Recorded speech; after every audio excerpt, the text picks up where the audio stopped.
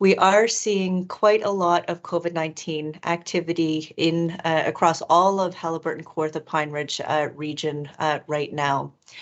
If we look at the main indicators we're continuing to follow, so the number of new lab confirmed cases that the health unit is receiving each day has doubled in the last 2 weeks. We're now receiving approximately 25 to 30 new lab confirmed cases per day. We had reached a point where we were down to about 15 new cases per day. And of course, as access to lab or PCR testing is limited, we know that this is just the tip of the iceberg of actual case activity.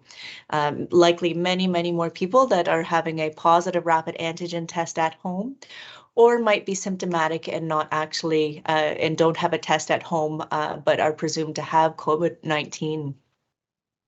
If we look at our test positivity, this has also increased over the last 2 weeks. We're back up to around 12 to 13%. We had gotten to a low of around 8%. We're not quite as high as some other regions, which are back up to around 20%, but this is another indicator that is on the upwards trend, upwards climb. That's the term I'm looking for. If we look at our wastewater surveillance data, this is showing an increase in viral signal in both the Lindsay watershed as well as in the Cobourg watershed. Cobourg wastewater surveillance in particular has demonstrated a very steep climb in virus activity to the point that it's actually at the highest point since we've started monitoring for viral signal in the wastewater treatment facility there.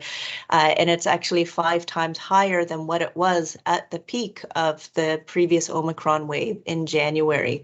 So certainly our wastewater surveillance information mirroring that of what is being seen across the province with an increase in activity and a fairly significant increase in activity.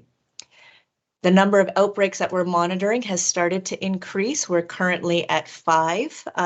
We had gotten to a low of 2, and I think we'll continue to monitor. We're only declaring outbreaks in the highest risk settings, which includes long-term care homes, retirement homes, and other congregate settings that are at higher risk of COVID-19 spreading quickly and among residents that are often more vulnerable to more severe illness.